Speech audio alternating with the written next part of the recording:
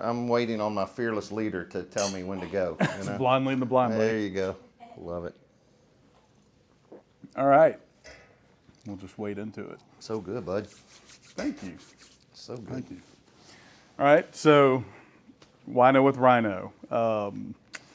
Today, very special guest, Mr. Pete Bush, the Honorable Pete Bush. Pete Bush is a legend of the community in Baton Rouge, former amazing baseball player for the LSU Tigers. Were you on the first team that went to Omaha? Well, so I was the first 3 teams that went to Omaha, 86, 87, 89. Awesome.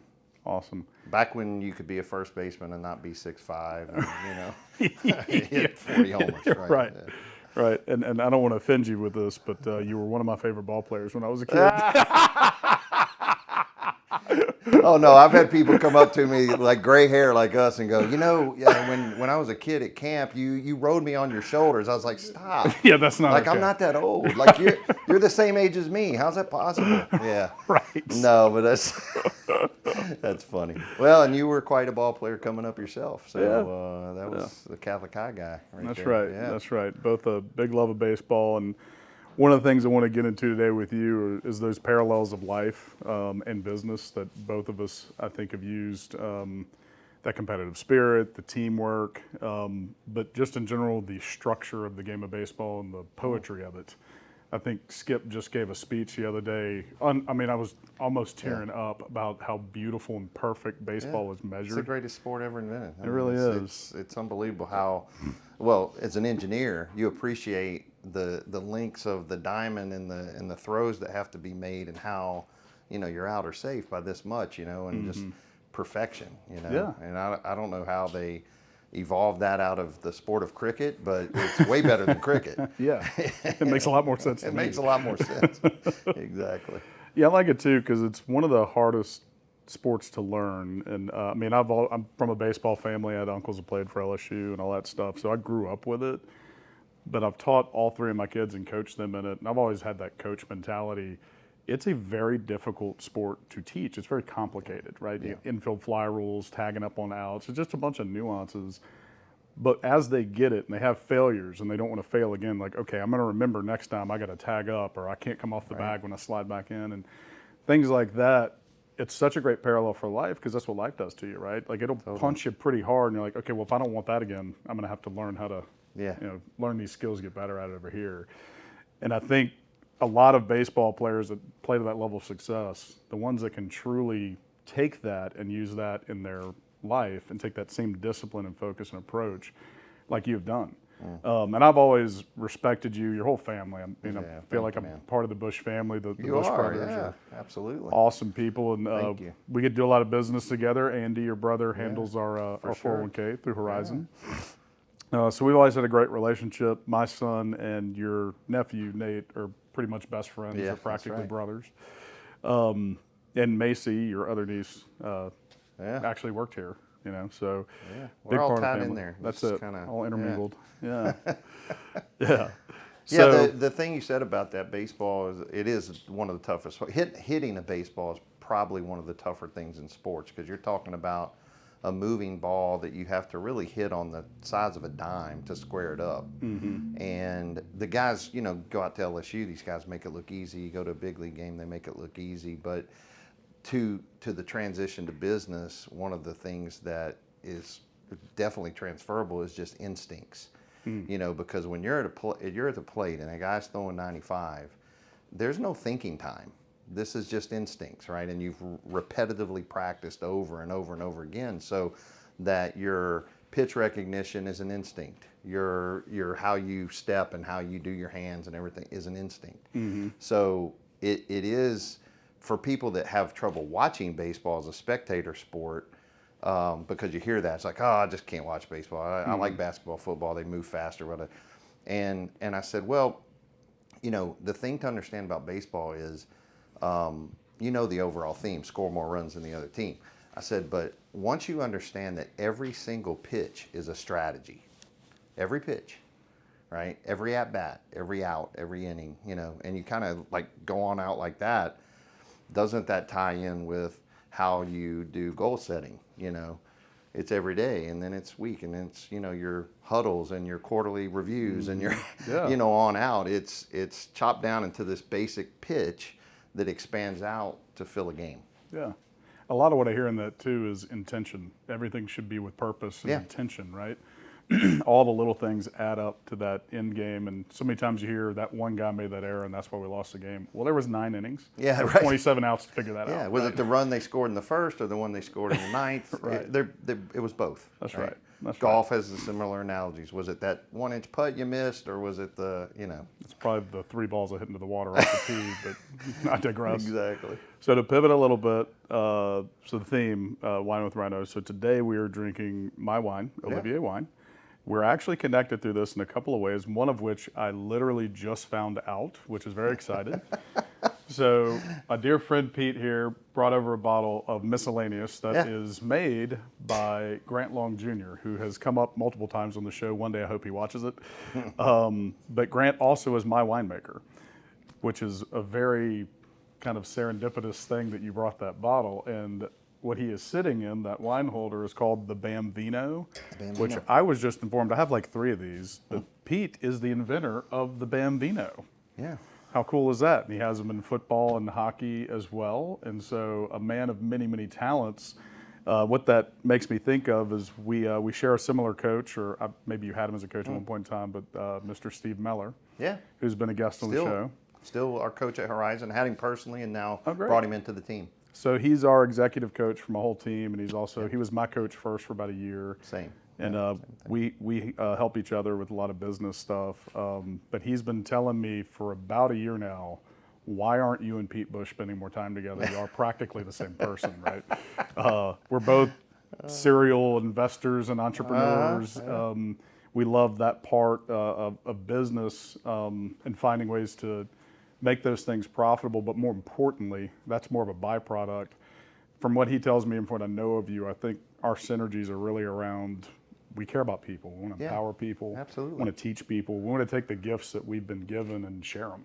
Absolutely. Right? And that's life, right? Share the good we have, and then they go off and, it comes back to you kind of thing. Well, I think I told you early, I may not have been recording yet, but I told you a story about how the BamVino was even invented. A group of guys and I, back in 2007, got together, love of wine and having fun and raising money for charities and things like that in the community. And it was a cool group of guys that came together and founded something called Baton Rouge Uncorked, which is still going to this day. So 18 years later, it's amazing. I haven't had anything to do with it for a long time because it was supposed to be for younger and cooler people. I'm neither young nor cool anymore. So so that chapter ended, but the Baton Rouge Uncorked kept going, and we were cleaning up from Uncorked one night, and so it was a blind tasting where you have a bag around the bottle, right, and you just have a number written on the bottle. So at the end of the night, we're throwing the bags in the bottles, and we're ripping the bags off, and some guy's crunching up one of the bags, and I just pick up the bottle by its neck, and I'm like, hey, throw it, and he throws it, and I hit it with one hand or whatever. Thankfully held onto the bottle. It was the end of the night, so you never know. Yeah. But as I did that, I said to myself, you know what would be a cool wine bottle holder? Like if the bottle was the bat.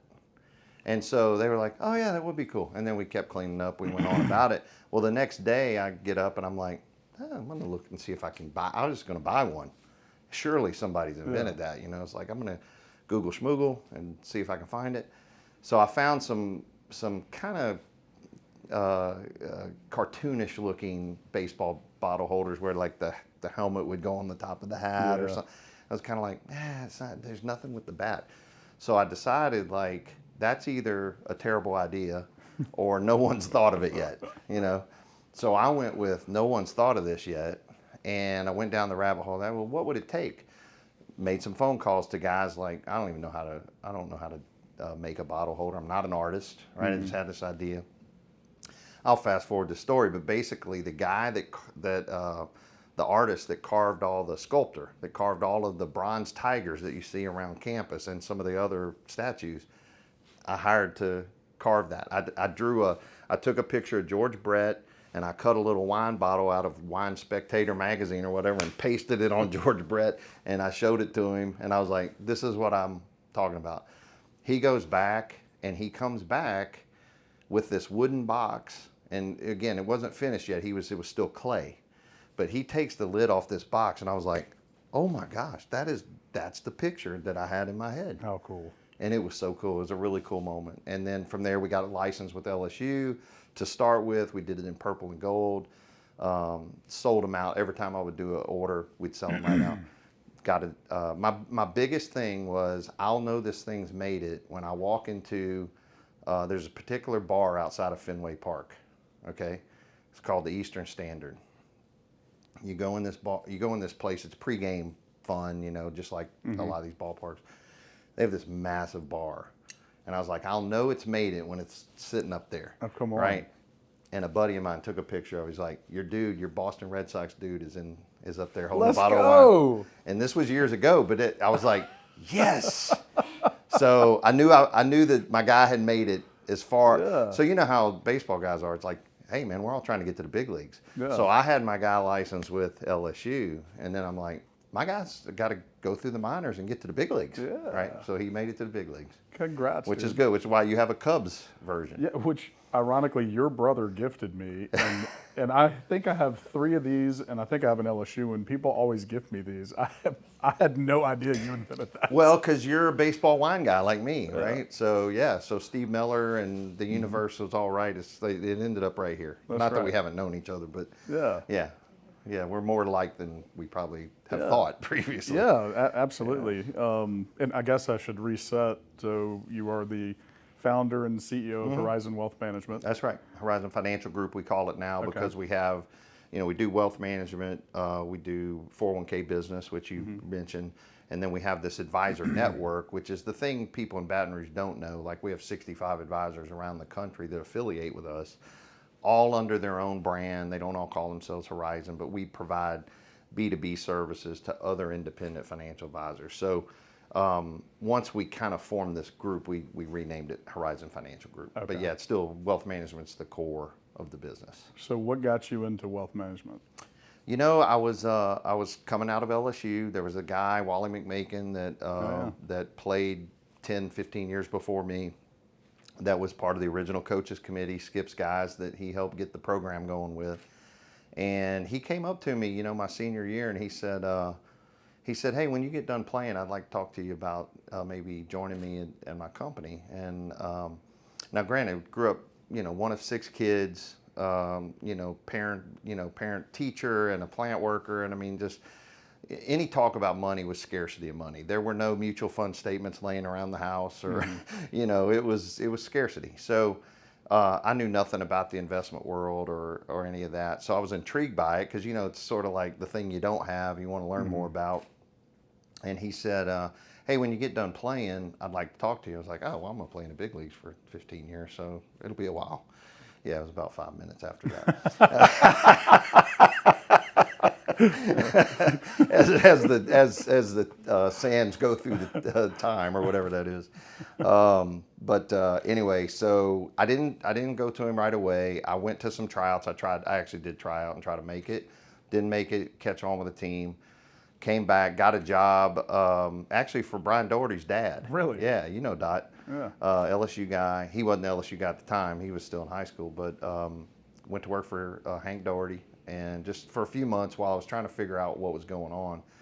And called Wally up one day. I was like, hey, man, you approached me. I hadn't talked to him in a while, and no cell phones in these days, right? So I had to stop at a payphone probably and call him. But I'm like, hey, man, you approached me at one point, is that offer still good? And he was like, well, man, yeah, come on, let's talk. So, I went and met him, and I guess the rest is history. I joined him, I took my test, got licensed, had no idea what I was doing, jumped in the lane and started swimming, Wow. And that was, I'm in my 34th year as an advisor. Congratulations. Yeah, thank you, man. Very cool. It's been a great run, great journey, great people. I mean, it's been an awesome business. Well, and your team is amazing. Oh, my team. I mean, that's, as you know, you got a great team. You can't, you just, there is no such thing as like the bootstrap guy that goes out. I mean, maybe to get something from 0 to 1 and get it off the ground. But after that, it's all about the team and teamwork. People seeing the business through the same lens. We went through some chapters where we had to fine tune that, and now, I mean, I would say for the last 15 years, we've had this super duper focus on who we are and who we're best set to serve, and then everybody sees the business and the client through the same lens, which is great. Yeah, it really speaks to, I've always known you and your family, your whole team really, y'all are very much committed to evolution. It's that growth mindset that Steve Meller talks about a lot. But you and I have really connected over the years, just talking about, hey, what advisory group have you joined, or what book are you reading, and then how are you paying it forward? What are you doing to use some of those skills? And when you meet members of your team, you can tell they've received very high level leadership and coaching, and they are turning into it, or they're already there themselves. And so you have a whole team that is bought into, they can very clearly identify who you are as a company, not only your product, but who you are and how you deliver it, how you treat clients, right? How you handle difficult conversations, that kind of thing. It is very synonymous throughout your organization. And to me, that's the kind of company I want to work for and represent as well, right? And I've always been very impressed with the way you ran business that way. And to me, what's even a bigger gift is you don't just stop there with Horizon, right? That's your personal life, that's the relationships you have outside of that, and your other business endeavors. Yeah. I mean, the thing we talk about a lot is being the most useful person our clients know. And that doesn't mean the most useful financial person or the most useful investment, whatever. Just be useful to people. Yeah. So if you get asked a question that has nothing to do with what we do for a living, help the person find the solution, point them in the right direction, whatever. And I think that usefulness permeates throughout our team. And we're like a lot of groups that get big enough. Is like, you got to nail down your core values, your mission, your purpose, and all these things that are a little cliched, but there's constant reminder. I was just reading ours before I got over here, because I'm like, it's time to kind of tweak a little bit. Not the core values and the mission, that's pretty solid, but the vision of the next few years. That is in need of tweaking a little bit, because we have new team members and all that. But the core of being like useful is about others. Yeah. Right. It's about supporting them in the ways they need supported, because when you're dealing with people's finances, the thing that gets ignored a lot is, I think the mind goes to, well, it's pie charts and spreadsheets and pyramids and asset allocation and whatever. But above all that sits human emotion, fear, greed, anxiety, worry, and think of every life event you can think of, and it's got some financial implication to it. But it's the emotions that drive behavior, and behavior actually is what drives your success or failure as an investor. So when you're advising on financial, so how much do you get into the human psychology when you're talking to a client? Yeah, I mean, it just comes out naturally. I mean, you don't necessarily have to get into it, because when you're Q&Aing with people and you're trying to find out what's important to them, so money has to be in service to some purpose. Like money money doesn't exist in a vacuum. Money is energy, and you store it up because you want to use it for something else, or you want to have fun with it, or you want to help someone, or how do you want to use your energy? And so when you get into what's important to you, and why is the saving and investing and building wealth important to you, once you get down to the why, that's very much psychological, behavioral. And it's all got to do with what drives that person and what motivates that person to be human on the planet. Yeah. Cool. So it's kind of a canned question. I remember reading it earlier. I get asked this a lot in engineering, or running an engineering business. What's one big misnomer about financial wealth management, or owning a company that does, advising and planning and strategies? What's something that you kind of fight against a narrative on that is not really reality of what you offer? That's a great question. I think the first thing that jumps in my mind when you ask that is that the discussion I have with our team about when people pull up in the parking lot or somebody gets referred to us, it's very difficult to tell if we're any different than any other person in this industry. But when they get back in their car and they, say it's a husband and wife and they get back in their car after the meeting is over, they are probably looking at each other going, well, where's that been? Like, that was different. That was a conversation. That wasn't about, hey, sit down and pull out your statements and let's start talking about money. That whole conversation was different about purpose and meaning and, goals and what are you trying to accomplish and all that. So I think the biggest misnomer is that you call, and it's intimidating, because there's all kind of emotions. And think of what keeps people from going to see an advisor in the first place. I don't have anything. Like, I'm so dumb about this. I'm gonna feel dumb when I go sit with an advisor. No. Yeah, I mean, I'm sure there are advisors that'll make you feel dumb. You're not gonna feel dumb talking to one of our advisors, right? Because all they're really gonna tease out of you is, who are you? What do you want? It's kind of like the Star Trek thing. Who are you? What do you want? What have you done with my men? It's the first Star Trek reference on one of them. I only saw it because my brothers watched it when I was little, and there were 3 channels, so I had to watch something. Yeah, there's Captain Kirk. Who are you? What do you want? What have you done with my men? But it's a little bit along the lines of that, in the sense that I think people are intimidated. They may think it just costs too much, or they don't have enough, or they're embarrassed they're not further along at this point in their life. And all those things are just narratives people have in their heads. None of them are really true. They're just mental constructs people make up that may prevent them from making progress. Yeah, for sure.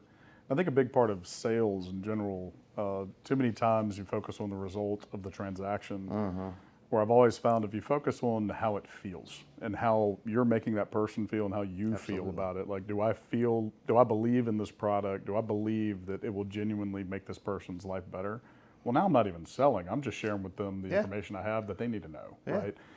Because I've never wanted to call myself a salesman. I'm an engineer, raised by an engineer, so salesmen were bad. That's what I was taught, right? Yeah, right. And they're lying to you and trying to trick you. Well, owning a company and being in sales most of my career, that was kind of difficult for me to get my head wrapped around until I really thought about my experience in buying a car, for example. Well, a really badass car salesman makes me feel good about that experience, doesn't make it transactional or slimy. And there's some really great ones out there, right?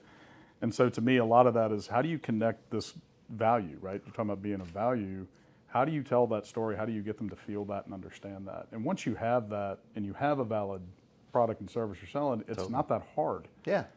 Well, I stole this from somebody else, but that idea that you want to enter into the conversation people are already having with themselves, and they're in their head, in their own head, but then also with their spouse or significant other. If you can enter into that conversation, then you're not selling. You're tapping into this need that this itch that they're trying to scratch, this need that they know they have, but they just don't know what the solution is.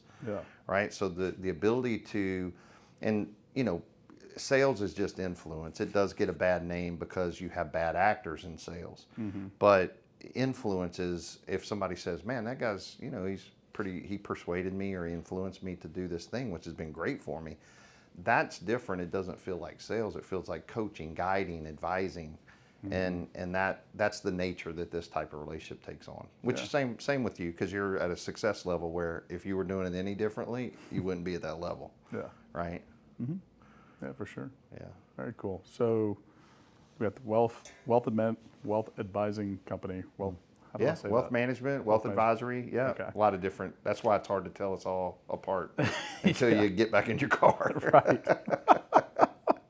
So relationship-based approach to business. And we've talked about BamVino, Baton Rouge Uncorked. So entrepreneurial-wise, a little bit of maybe a serial entrepreneurial in you. What else have you gotten into? Well, I mean, I invented CYA 360. It's been which is amazing. It stands for Cover Your Assets, which is, again, ties into what we do for a living, but it's also about, hey, you got to protect your downside as a business owner. That one's geared towards business owners, but it is, it's something that, as a matter of fact, I have a call tomorrow that hopefully will take that to another level. We've been doing it since 2014. My vision with that is that I've kept it really small and manageable within Horizon, but that if it's to be like Baton Rouge Uncorked and still be going 18 years from now, I won't have anything to do with it, but yet it could still be producing value, it needs to get into the hands of some other people that care about it and are passionate about it, that can take it up a notch. So CYA 360, I mean, when you look at across the realm, I just happen to be a creative guy in a very analytical business. So if you've seen these graphic artist things where you see a brain and it has colors going off of this side and then this side's got calculations, that's actually a picture of my brain. How they got that out there, I don't know. But it's 100% because I have these creative ideas all the time. We started and kind of floundered at an idea called Simple Finance. That was a next gen sort of, hey, for young people, you know, to get them going, and they're not going to need a traditional wealth manager, but let's do that. It was a creative idea, and I always go and I get them, you know, trademarked, trade named, all that stuff to protect them. The Runway Decade is another one. Oh, yeah. Brother Bill and I wrote a book called The Runway Decade for people in their 50s. Which you're in, you have 47. Thank you. Yeah, I was about to say you're getting close.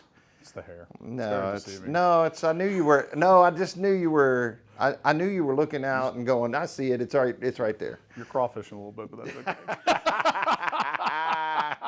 No, I get it all the time. I'm very well seasoned. Yeah. Well, so the Runway Decade. I wrote a book called The Challenges of Big League Money. We work with one of the financial people we work with is baseball players. So that was about, you know, these draft picks that have come out of LSU. I've worked with over 100 athletes at this point in my career, and that's been fun. I mean, I would say I truly enjoy the business market way better, but I mean, it's fun to keep your hand in baseball a little bit. Oh, for sure. We started a thing called Beyond the Game for baseball players, like, you know, making the transition. So if you think about all these things, Brother Bill's very creative. He started the 401k thing that, you know, I know some of your folks, maybe Janae's gone to. Oh, yeah. We've been several times. Been to several of those. So that creativity in this very, you know, dry, boring, analytical, otherwise business, it does help separate us a little bit. Yeah, for sure. You guys are fun. Yeah. You are a good time. Yeah, you just try to be as authentic as you can. You know, it's the same thing I tell my kids. Just show up as yourself, and if that's not good enough, then the thing's not the right. Yeah. It's not the right situation. That's right. Right. Very cool. Very, very cool. Interesting. So, any other businesses or things going on? Gosh, what other businesses would I have? Yeah, no, I mean it's all day every day with Horizon. Just you know, the network of advisors has gotten big. I spend a lot of time, so we're plugged into a group called Cetera Financial Group. I'm on some of their councils and committees, so some of that eats my clock up a little bit.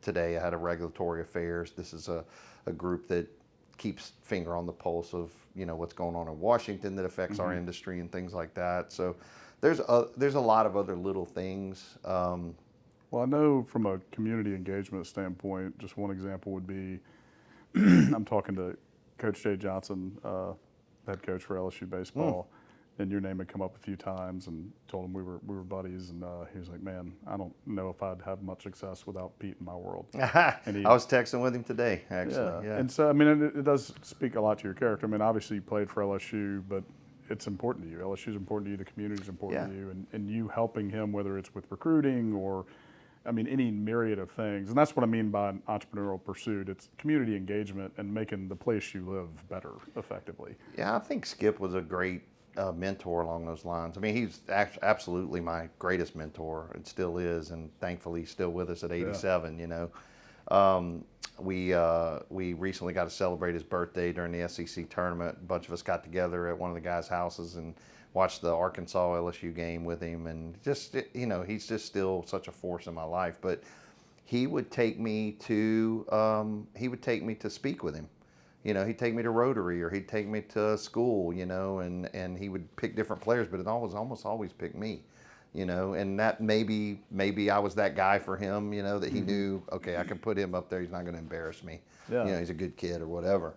I do have a funny story about him. One night we're coming home from like Amite, Louisiana or somewhere. We drove up there to speak, and he used to do a lot of that because he was trying to build the program, right?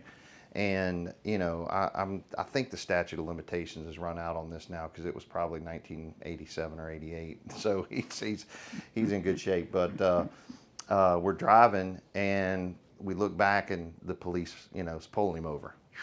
He pulls over and he I'm in the front seat. It's just me and him. And he gets out and he goes, wait right here. And before the cop can come up, he gets out and he goes, does the skip walk back. And I'm like, gosh, I'm looking in my rearview mirror. I was like, this ain't good.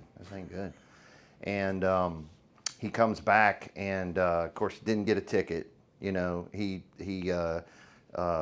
pulled the story on the guys that we had just, come back from, the LSU baseball coach. We've just come back from, speaking at Our Lady of the Blind, and he had some story like that, Sisters of the Poor. Sisters of the Poor, and, some little heartwarming story.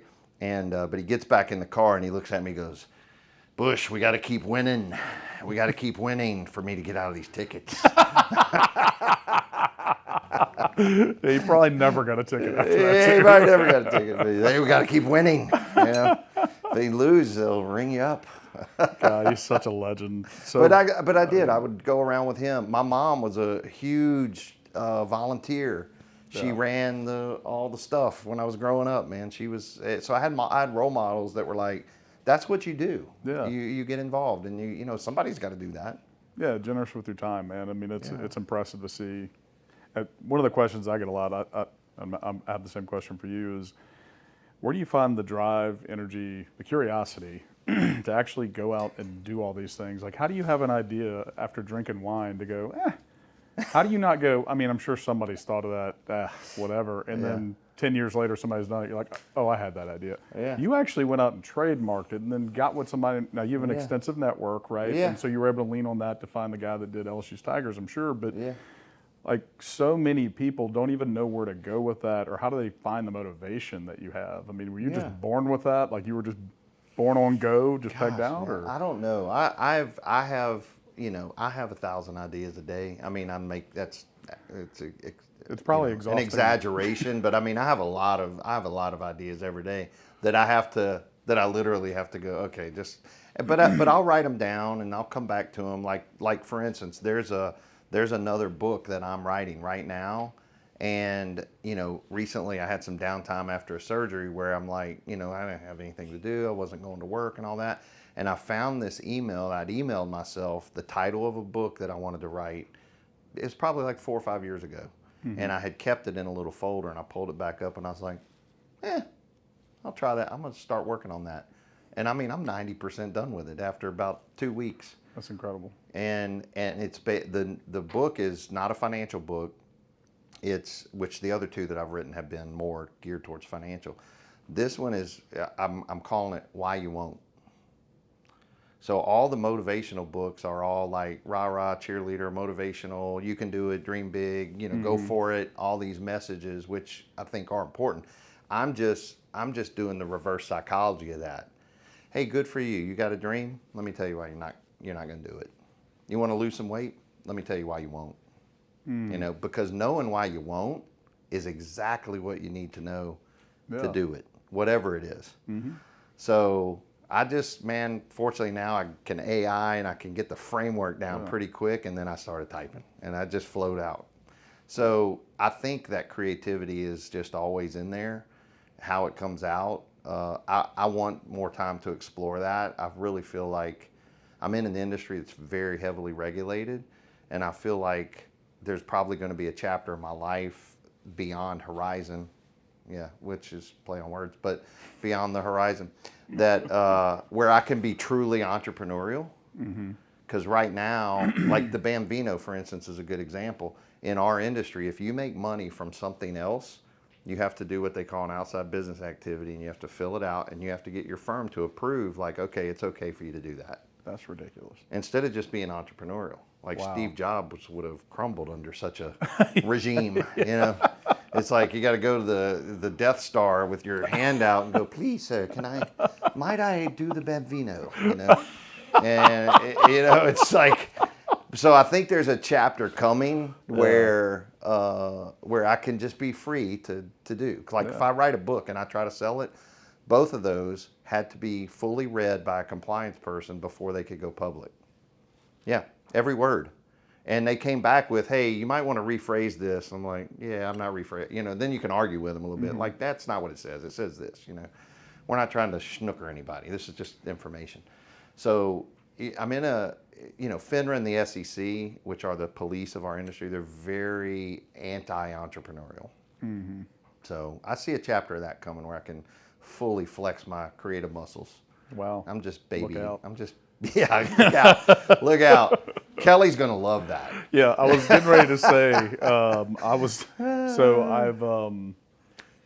I've parted ways with a couple of business partners in the last, I'd say 18 months. One of them was very good. One of them was not quite as fun of an experience.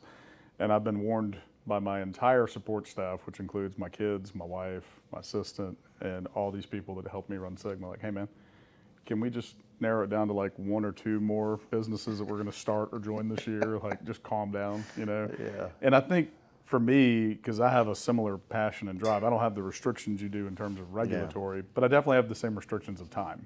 And I'm also not writing a book, so I might actually have more time than you do somehow. But it's interesting to be that creative, and then the more you do it, the more you get into that entrepreneurial side and investing and figuring out how to take your unique skills and core values and infuse those with a partner into a business concept. It still requires a high level of discipline, focus, and time management. That is just not something even a slightly above average person can do. I think even rock star people, you really struggle because time is our most precious commodity, right? It's one of the reasons why you won't. It's in the book. It I'll is. get you an advanced copy so you Please, can. please. look I at mean, it. don't violate any SEC It's in the book. laws. Absolutely not. You'll be the second person to see it. I'm glad I caught you. It's on film. Yeah, no, it's so true. And if you ever read Stephen Pressfield's A War of Art, which is like the seminal book, I read it a couple times a year. I read As a Man Thinketh a couple times a year. And these are short books. You can, you're not reading War and Peace twice a year. These are little books, but it's just reiterating the message. Like and Pressfield has this concept of resistance with a capital R, meaning it's not it's an actual force that is anytime that you decide to do something, that force is going to show up and it's going to manifest itself in all these different kinds of ways. And so the more important the stronger the force is, then that's telling you like, I got to do this because this thing's pushing against me hard, and that means it's worthwhile. Yeah. And if you haven't read War of Art, especially for a creative entrepreneurial person, it's like sort of a mandatory read in your bookshelf. It's really, really good, and he's the guy that Pressfield wrote, did The Legend of Bagger Vance. Oh, really? He's done a bunch of other books, but those were like his fiction books, and then he's written nonfiction to other creative people. Oh, wow, okay. So he's got The War of Art, Turning Pro, and Do the Work. Okay. These 3 books are mandatory. Okay. Did you write those down? That's right. We're on recording. Yeah, no, you'll thank me for that one. Those are good ones. Excellent. Well, and a lot of times when I think of, okay, so we'll stay with the theme of why you won't and the resistance, and I find that a lot of people, especially in my generation, our generation, they can convince themselves out of a lot, right? And just don't go against the grain, don't go against the status quo because bad things can happen. Or a lot of times with the next few generations coming, a lot of them don't have any of that fear, and they automatically assume that they are an entrepreneur and CEO. And I don't want to label the whole generation with a word like entitlement. Not necessarily that, but some of them are. Yeah, there's a lot of that, but there's a real gap in understanding the risk and the sacrifice and the compromise that must be taken to achieve that level of success. Absolutely. And then even when you have it, the responsibility to continue to make those compromises. I mean, we both have big families with amazing support staffs. We have to choose to take time away from that. And there's times we look back, I mean, I'm sure everybody does, it's a father, but you look back and go, how many of those ball games did I miss? Or how many times was I not there to help with homework because I was growing this business or doing that? And unfortunately, those are choices that are real choices that that are made. Yeah. Right. Yeah. No, there's no chance you get to this age and not have any regrets about that kind of stuff, but it's because you made it, and at the time you didn't know you were going to make it. You know, so you were grinding, right? Yeah. Like, hey, I got all these people I'm responsible for. I got to grind, right? And now that you have had some success, you can look back and go, man, I should have. Now that I know what I know, I should have done. Well, you didn't have that information. Yeah. You know, you were grinding, and I think that's, you know, to your point and where we're at, it's like, you know, that was an investment just like any other investment, and it paid off, because again, if you're, you know, we all know situations where family members don't talk to each other anymore, but what fills my heart the most is all my family's together, you know, and we're all in one spot at one time. Everybody loves each other, everybody gets along. All my kids are different and they're doing different things, but man, when they're all together, they're laughing, they're cutting up, they get along, and they still want to talk to us. They answer your phone calls. Oh, wow. You know, and that's a sign, like, yeah, you missed a game, you missed some homework, whatever. But you know what? You did all the core things right, because they're still wanting to be around. Yeah, and I think what's important too, just knowing your family, they also, and your daughter Taylor's here with us today, they hold you accountable too. They're going to let you know when you kind of veer off course a little bit, right? That's 100% true. That is 100% true. Yeah, and that out of the mouth of babes things. There's sometimes they would say things and not even know that. It just cut you deep. You would go in the other room and go, God, they were. That one got me right here, but I'm not letting them know that. Right, right. Yeah, my middle child is 15. Her name is Hattie, and she's a heck of a athlete, really good soccer player. And I missed her first goal. She missed her whole 8th grade year with a torn ligament in her knee, so that was pretty tough. So freshman year at the academy, she makes JV, then makes varsity. But her first high school goal, I was interviewing a pretty high level position for here, and they wanted to go to dinner, get to know us better, and we had them right there on the edge. And I had to reach out to Janae, like, look, I don't think I'm gonna make this game. She goes, really? I'm like, I gotta, it's right here on the boat. I just got to get the nut in the water and pull them in, right? She goes, okay, well, you can have this talk with your daughter tonight. I'm like, yeah. And she scores, I think, like 3 goals. She has a hat trick. Oh, yeah. And so I get home, walk in the door. I'm so excited. I'm like, oh my gosh, you got 3 goals. She goes, I guess you don't love me enough to come to my soccer game. No, right. And this here. is like the Swedish child who like has me on a pedestal. I could never do any wrong, but now that she's 15, like every time, she just hammers me with it. Remember that time? Yeah. And I literally have to talk to Janae and be like, am I really messing this up? She goes, I mean, kind of. Like, don't you have help that somebody else could make that higher? Like, I'm like, you know, so, but those are the things I'm probably going to look back on and go. Yeah. Yeah. You know? Yeah. That's, give us 20 more years and we'll have more regrets. And, Right. you know, like, look, here's a good one though. My grandson, the oldest grandson, when he turned 3, they had their little birthday party, you know, and I had my strategic coach, you know, a workshop, which is scheduled months in advance, So I'm out of town on the day she decides to have his birthday party. I get back and I said, you know, like how was everything? How was the party and all that? And she goes, it was great for you because I asked Elliot if he missed you at his party. He goes, no, Papa was at my party. And I was like, yes, somehow or another, I got credit. I wasn't even there, and I got credit. So anyway, That's awesome. I had to miss an important one, but he actually has his 6th birthday party this weekend. So, and I will be there. There you go. A little late because LSU's playing at 1 o'clock. That's so, right. yeah, I'll be there. Be a little late. Nice. Yeah, that was a pretty wild tournament they just had in the regionals, huh? Yeah, that was some of my conversation with Jay is just like, you know, you look back on the history and, you know, you can isolate on current events, right? Recent events. Case and Evans shows up like a dude, right? But when you look back on the history of LSU baseball, every championship season had a back against the wall moment and a dude stepped up. The most dramatic one, obviously, Warren Morris, but there's multiple of those all across. Pitching performances, hits, homers, you name it. You know, a guy that was safe by this much because he stole the base, whatever. So my point is, like I said, Case and Evans goes on a list of dudes that Yeah. in the history of this program that made a huge impact at exactly the right time. I mean, it was That incredible. was fun to watch. He struck out 9 in a row at one point. He's a Yeah. freshman. I mean, it's Yeah. unreal. The highest stakes possible, too. Yeah, and you don't know until you put a guy out there and he steps up. You know, Skip used to call it graduating, right? Yeah. See, I got to have guys graduate, right? And he definitely did not pitch like a freshman. No, he didn't. He was very, very exposed. I think we're getting cues over there. Uh-oh.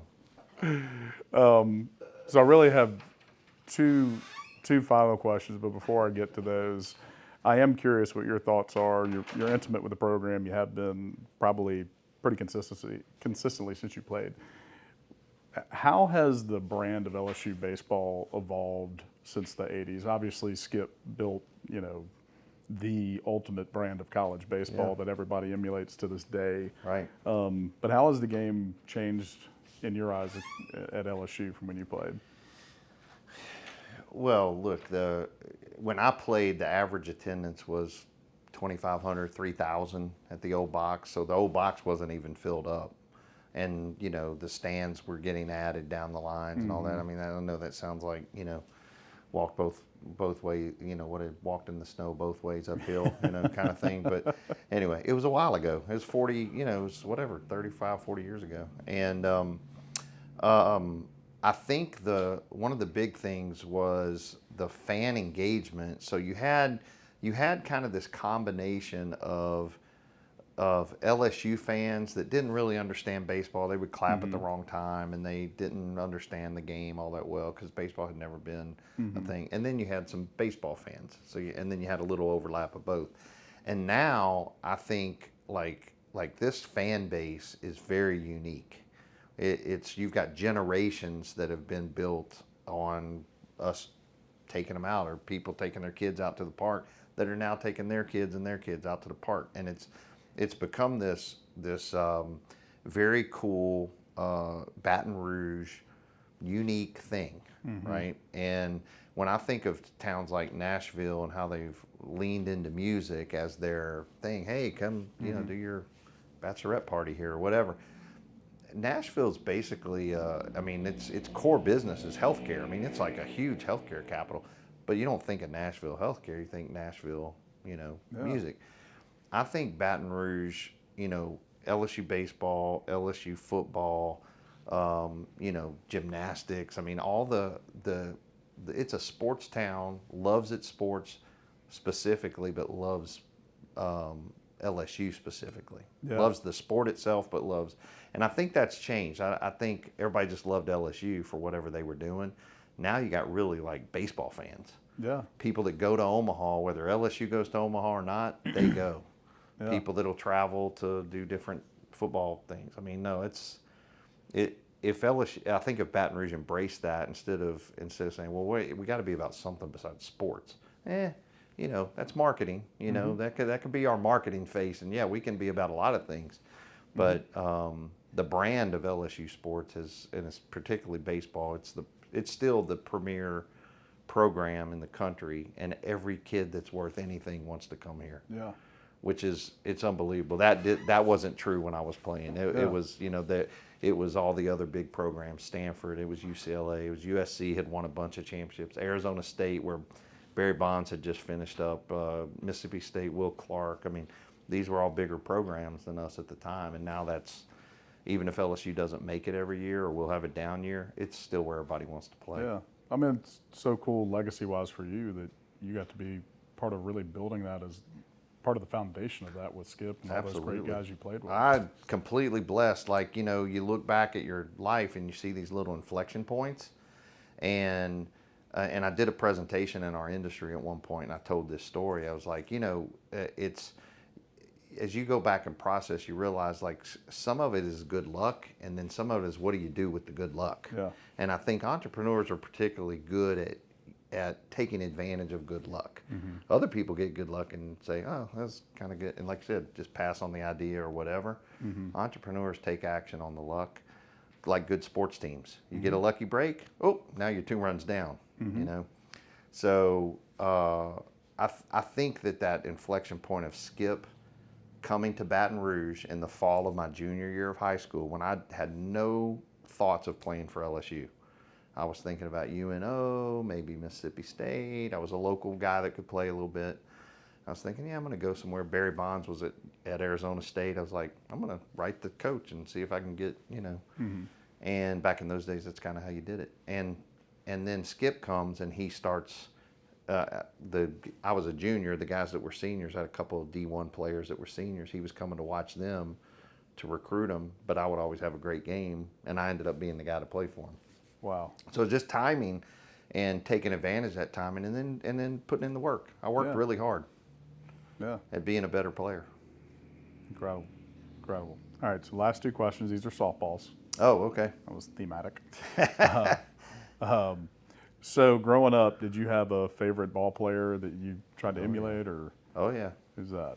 So we didn't get into this, but I was not born and raised in Baton Rouge. I was born in Louisville, Kentucky. We grew up on a farm in Indiana before we moved to Baton Rouge when I was 13. Mm-hmm. So we were about an hour and a half away from Cincinnati. During the time the Big Red Machine was rocking and rolling. Nice. All right, so I love the Big Red Machine. Pete Rose was my guy. I love Johnny Bench too, but Pete Rose was just like, man, he was a grinder. He was gritty. Yeah, I loved how hard he played. Oh man, he sprinted when he walked. He was the only guy at the time that would like sprint to first base when he walked. I was like, wow, that's cool. So Pete Rose. That's very interesting. Yeah. Very interesting. So, as you know, I bought into this hobby shop called Cards and Culture here in Baton Rouge. Yes. Thriving. It's going great. Great. Crushing it. Growing like crazy. A lot of fun. And one of the reasons I bought into that, obviously, you and I always shared our love of sports, but most importantly, baseball. And these people and what they call the hobby, a lot of them actually don't have a very athletic background, but they just have their heroes from their childhood, right? Yeah. And you talk about the generations that would bring their kids to the ballpark, and now those generations are bringing their kids to the ballpark. I'm bringing my daughters and my son, who's now in Chicago. We get to go to games at Wrigley all the time now. Nice. And, I love Wrigley. just such a great connector of life. And when you have all these people in that industry, they want to share memories. And so to me, like, I immediately thought of Pete Rose sliding head first with his hair all crazy and just like eating a baseball when it's hit hard at him, and just the way he played, probably sculpted a lot of your game. Yeah. And that guy for me was Ryno Sandberg, hence the Ryno nickname. Yeah. And so to me, I remembered playing T-ball, and there was a specific way he smoothed out dirt in front of him that I would do, and my mom would be like, is that from that guy you were watching on the TV this morning? I'm like, yeah, that's I'm Ryno Sandberg now. Yeah. Yeah. And I tried to make my game smooth like his. Of course, I didn't quite have his talent. But, is this the Ryno thing? That's how. So, so I remember the Ryno game, which was in 84. So his rookie year was 83. So I think this was his second year. I'm not entirely sure on that. But Bruce Sutter comes in. I don't think he's given up a home run in like 2 years. He's the closer for the Cardinals. Right. Yeah. Bottom of the ninth, 2 outs. Harry Carey on the call. Sandberg hits a jack to tie it up. Comes 2 innings later. They're down by 1 again. Sutter's still on the mound. Hits another bomb off of him. Tie it up. And I think he hits another one or a double or something to walk it off. And it's affectionately known as the Ryno Sandberg game. Well, I came home from preschool. They always played day games. Go flip them. We only had 4 channels, so we had one more than you did. Put it on WGN and watch that entire game just glued to it as like a 6 or 7-year-old. Yeah. And Harry Carey, as he's rounding third base, says, "There goes the Ryno," or "There's Ryno," Yeah. And it just stuck with me. And then my brand of baseball, if you will, I just emulated him. And that was my nickname coming up, was Ryno. And then it helped that I'm kind of shaped like a rhino. And we have our softball team here, and one of my buddy's kids was at the game. He was like 7 or 8 years old, and the back of my jersey says Ryno. He says, "Why they call him Ryno?" And then I think I hit a double or triple or something. He saw me running the bases. He's like, "That's pretty much what a rhino looks like when they're running." Don't let him get up to full speed though. That's right. Once he's going, he can't stop. But it does transition us to my next question, or last question for you. So actually, where I've really leaned into the nickname is I adore the actual animal and the majesty of a rhinoceros. Yeah. So there's a whole thing. This episode is not about me, but it's a cool animal. It is, and so I connect to a lot of the attributes of that. So we don't have to get super deep with this, but is there an animal in the animal kingdom that Pete Bush relates to or admires? Oh, wow. Who's your spirit animal? My spirit animal. Gosh. Oh, my default, my brain is going towards the tiger because I've grown up a tiger, but I don't know that that's it. I do love the tiger. Oh yeah. For obvious reasons, but I may go lion. I may go lion. Okay. First off, it'd be great to have that hair again. Oh yeah. I mean, that mane flowing, running through the, yeah. It is nice. I'll say it. Yeah. I don't know what that feels like. Anyway, yeah, no, the lion is the lion jumps out at me because the lion is about the pride, right? Mm-hmm. The lion is strong when he needs to be, tender when he needs to be. Takes care of his folks. He's a leader. I think I could identify with that. I think a lion would fit. I can see that too. Courageous. I've had multiple times where I've had to get in there and have the cojones to get it done. That's actually the parallel I was going to make is the lion doesn't show up convincing himself he's a lion. He's the lion, and when he shows up, everybody knows. That's that confidence walking in the room. Kind of a quiet confidence, if you will. Knowing who you are. Yeah. He doesn't have to. But I also have a decent roar when I need to. Yeah. But gosh, I can count on one hand the times I've really felt like I was, in angry mode. That's good. Very passive. Yeah. But yeah, no, the lion. That's a great question, man. That's a great question. I like that. It's funny we had come up with this as a premise to book in the show, and when we first talked about it, I'm like, God, it feels so hokey, but it actually gives such great insight when people answer that question, really think about it. And you just did it perfectly because that really does parallel with what I know about you. It makes sense. my tiger kicked in, but I do think the lion is a little different. Yeah, I agree. The hair, I mean, come on. I mean, let's just stop right there. These guys that wear these headbands now, I'm like, God, I wish I could wear one of those. Have a reason to wear. But look, man, it's, the baseball, we've hit on and off on the baseball theme many times today. And I'll give you this little nugget because it's something I told my son. My son and I have this tradition where we do father-son baseball trip. I started at Wrigley because I had played there in an all-star game in summer ball. And I always have this big heart for Wrigley, right? And we took the City of New Orleans train, sleeper car, got out. Ryan Terrio, who's turned out to be my neighbor years later, was him and Fontenot were playing for the Cubs. And I was like, let's go see the Cubs. Took a couple friends and their kids. And while we were on that trip, we're like, man, we ought to go to a different park every year. So we did that all the way up to COVID. And now Jacob and I still do it. Okay. But I'm not to get this long-winded, but last year on our trip, we went to Pittsburgh. Skeens didn't pitch, but we went to Pittsburgh, Cincinnati, and Cleveland. We went 3 towns. Nice. And I told him somewhere on that trip, I said, dude, you're a grown-up dude. He's 25 now. And I said, we don't see eye to eye on everything. Fathers and sons typically don't. I said, but we always have baseball. We always have baseball. And he was like, yep. Always have baseball. That's so cool, man. Yeah. God, I love that. Love that. Really good stuff. Well, honored that you came on the show. Thank you, man. I've loved this conversation. Yeah, we finally get to wrap a bit and connect on a bunch of stuff. I know we have a million more things we'll connect on hopefully soon. Tune in for part 3 and 4. Yeah, that's going to be aggressive. We might get Brother Bill and Brother Andy in here, and then it'll just be total chaos. Yeah, it's chaos. That'd be chaos. Definitely have to edit those that. two together are crazy funny. Yeah. They are two of the funniest people I've ever met. They just have this vaudeville shtick they have going on. It's unbelievable. They're really funny. Yeah, very good people. Two good dudes. But yeah, if this is your intro to Pete, I don't know how that's possible. He's everywhere. He knows everyone.